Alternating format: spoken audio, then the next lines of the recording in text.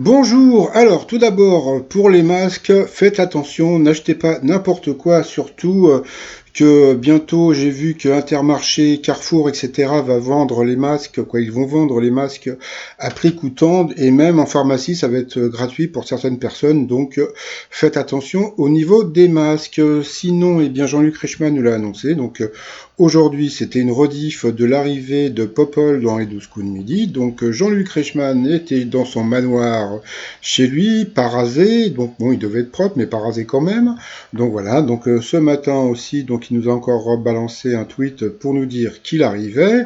Voilà, donc il a sorti la petite bougie. Alors, ce programme a été enregistré avant les annonces sanitaires du gouvernement.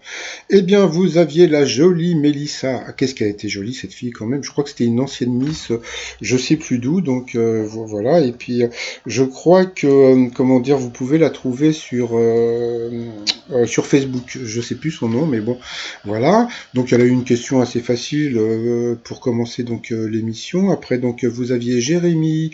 Que risque-t-on en mangeant un sandwich aux graines de pavot avant de prendre le volant? Donc c'était de s'endormir.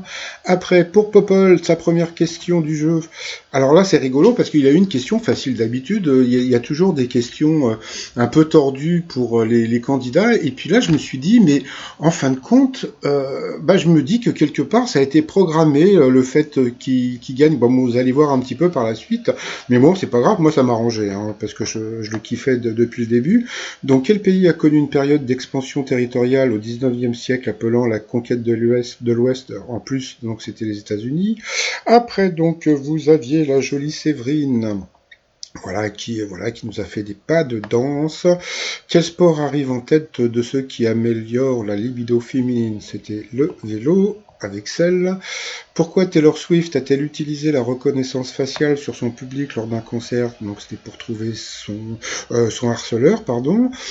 Qu'est-ce que Nicolas Barre, ancienne footballeuse de l'équipe de France, veut rendre mix? Donc c'était les baby-foot. Dans l'histoire, ouais, ça commençait avec les questions d'histoire pour Popol, le pauvre. Dans l'histoire, quel événement a duré 116 ans? Donc c'était la guerre de 100 ans.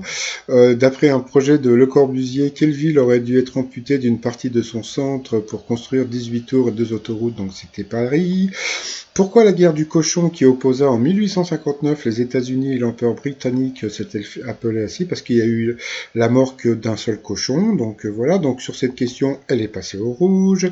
Elle a pris donc Séverine en duel, qui a une question qui était pas évidente, hein, franchement, qui débute à l'écran dans un clip de Cool Chain. Bah moi aussi, hein, à l'époque, j'aurais dit Omar Sy, et en fin de compte, c'était, comme on l'appelle, FX, donc François-Xavier de Maison. Donc voilà, c'était pas évident.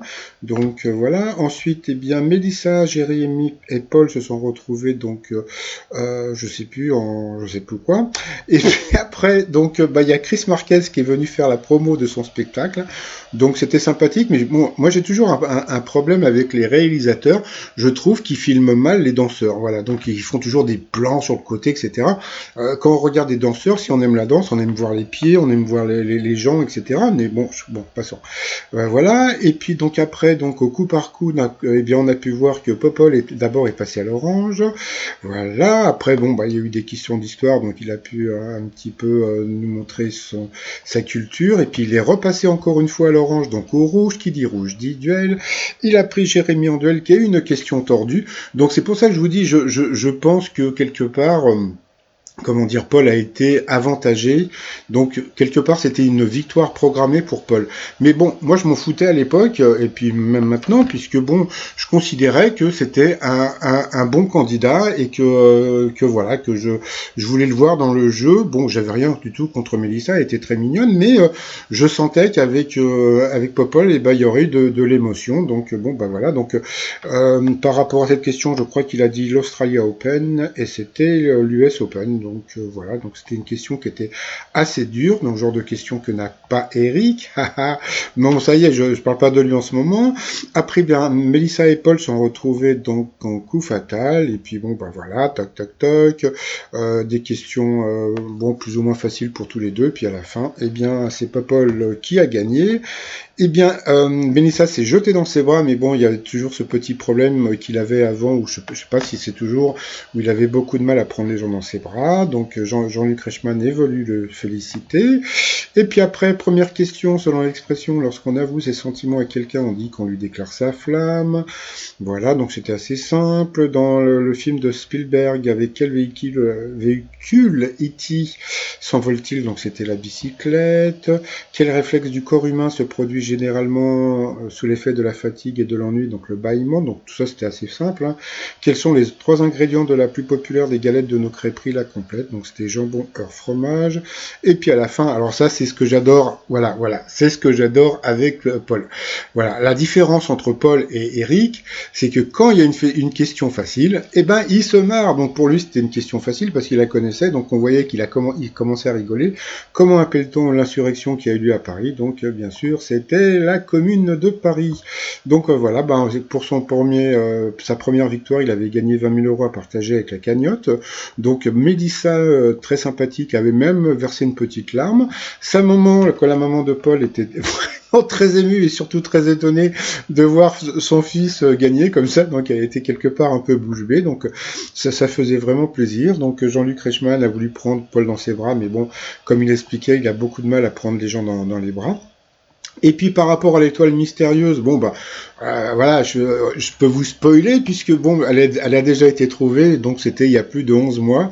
J'ai retrouvé donc ma vidéo, c'était les 12 coups de midi. Voilà, Paul avait trouvé, c'était Chuck Norris.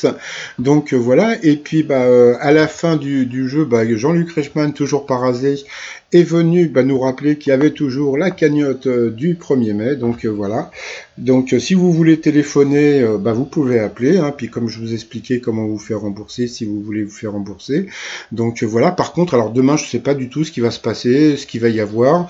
Alors ou bien des best-of, ou bien encore du Paul. Je sais vraiment pas du tout. Donc pour l'instant, c'est un peu ce qu'on appelle le statu quo sur le jeu. Donc voilà.